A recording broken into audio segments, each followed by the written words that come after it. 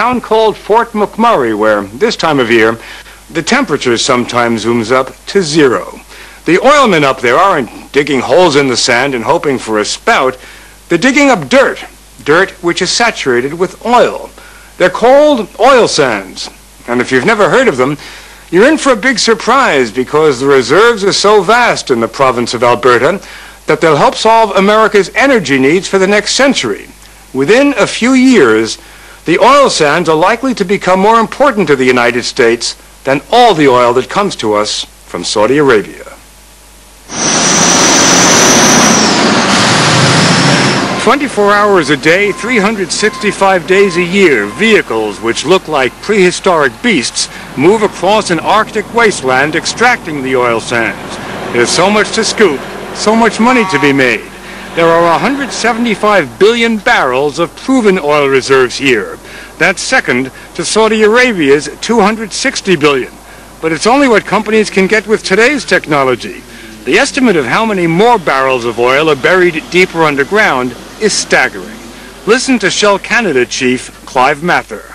We know there is much, much more there. The total estimates could be 2 trillion or even higher. 2 trillion? 2 trillion. That's the number with a T.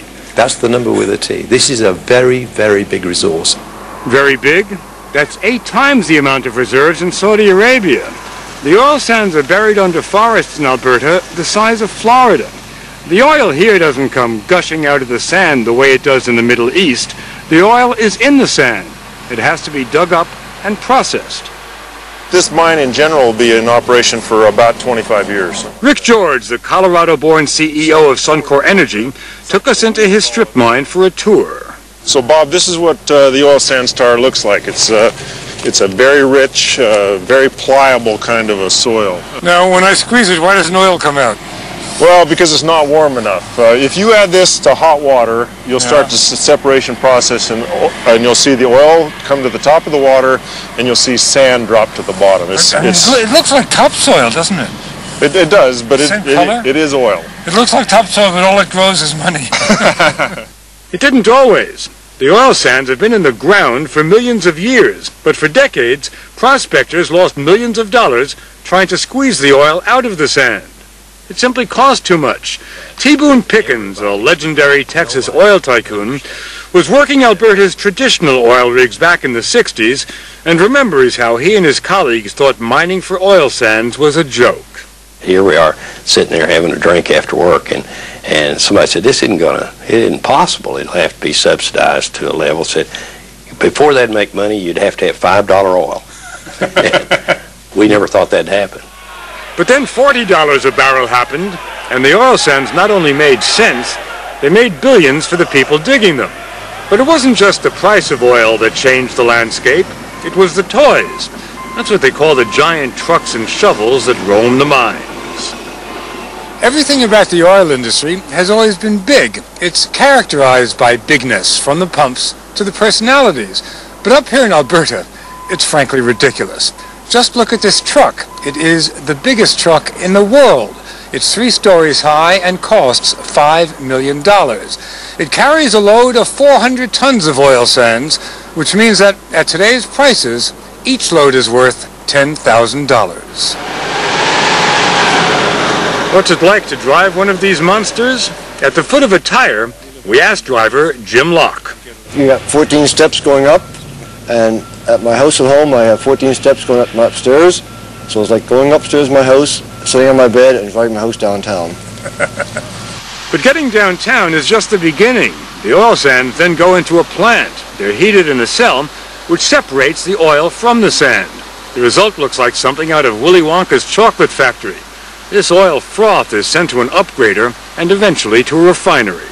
And once you've done that, it's as good as the oil that comes jumping out of the sands in Saudi Arabia? Absolutely as good as. In fact, it even trades as at a premium because it's a high-quality crude oil. The capital of the oil sands frenzy is a frontier town called Fort McMurray, which isn't in the middle of nowhere. It's north of nowhere and colder than the Klondike, but a boomtown just the same. The local hockey team is called the Oil Barons. They're on a winning streak. Brian Jean represents the region in Canada's Parliament. Is this comparable to a gold rush? I think it's bigger than a gold rush. We're expecting $100 billion over the next 10 years to be invested in this area. $100 billion in a population that currently is 70,000 people. We got in a little earlier. T. Boone Pickens, who once scoffed at the oil sands, is one of those investors. Pickens runs a hedge fund in Dallas and is now a true believer. We're managing $5 billion here, and about 10% of it's in the oil sands. So it's the one single largest investment we have. 10% of $5 billion. I flunked math. 500 million. And if oil sands are the answer for investors, are oil sands the answer for the United States? Oh, I think so.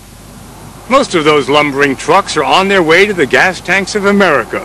1 million barrels a day are now coming out of the oil sands, and oil production is expected to triple within a decade.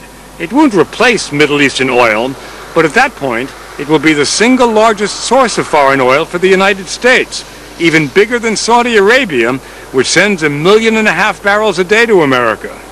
When I go to Washington now, they are just starting to pay attention. Surprisingly, in the last couple of years. Greg Stringham works for the Canadian Association of Petroleum Producers and often lobbies for the oil sands in Washington. He points out that in Alberta, you don't have to look for the oil sands, the earth moves. When it comes to exploration in the oil sands, you can't drill a dry hole. It's there, we know where it is, they've outlined it, you don't have any risk. But other conventional sectors around the world, there's a huge exploration risk. The exploration risks are the least of it. Much of the world's crude is in the Middle East, where the instability is deeper than the oil. When Alberta's blue-eyed sheiks took to Wall Street last summer in their Stetsons to drum up support for the oil sands, their message seemed to be, if you can't trust Alberta, who can you trust?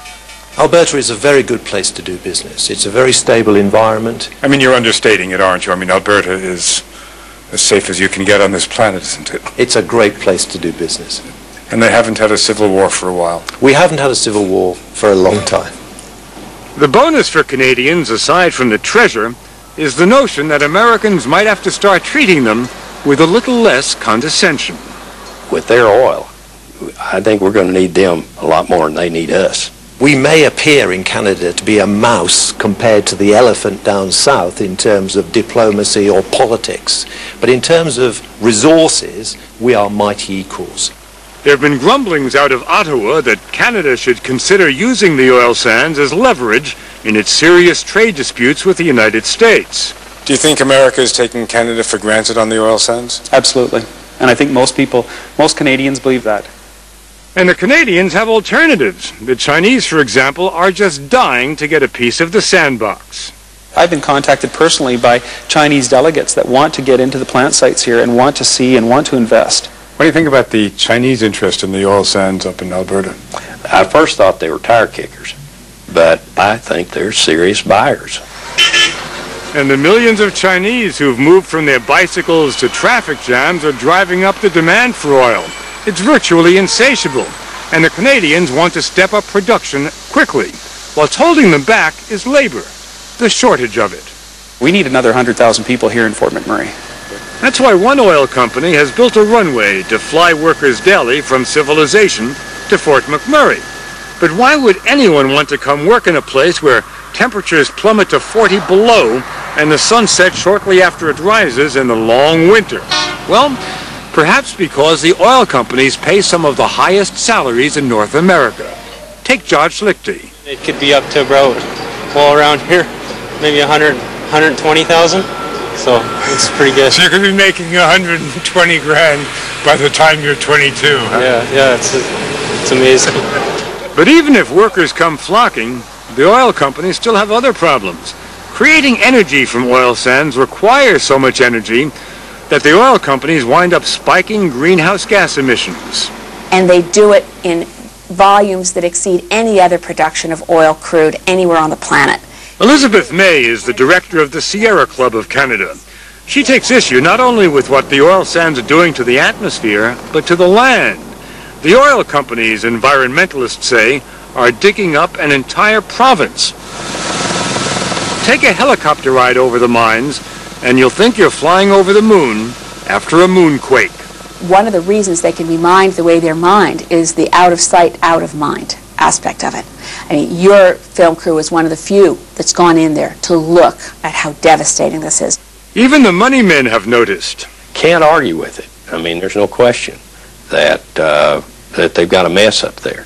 I do believe that will be taken care of over time. The oil companies say they'll reduce greenhouse gases, and they point out they're required by Canadian law to refill old mines and plant new trees, and that is happening slowly. One company, Syncrude, has even introduced bison to land that was once a barren pit. Rick George of Suncor Energy insists in the future people won't recognize the mines. So what you see today is a mine. What you'll see 10 years from now is a replanted forest. You're telling me that if I come here, it's going to be pretty? Absolutely. These sites will all be gone back. Now, we'll be mining at a different location at that point. But this will look forested when we're getting down with it in 20 years' time. But there's a larger question that not only environmentalists are asking. Will the availability of an enormous supply of secure oil right next door mean America will have little incentive to reduce its dependence on oil? What Canada's doing is continuing to feed the U.S. addiction to fossil fuels. Instead of being the kind of friend who says, let's make a helpful intervention here, we're acting as the supplier of a drug fix to the U.S. while all the time saying, just say no, but we keep selling it. But unless the Chinese go back to bicycles and Americans trash their SUVs, there will be buyers for oil anywhere, no matter how it's found or mined. Right now, Canada has become the land of opportunity for oil men. They'll tell you there's little else on the horizon.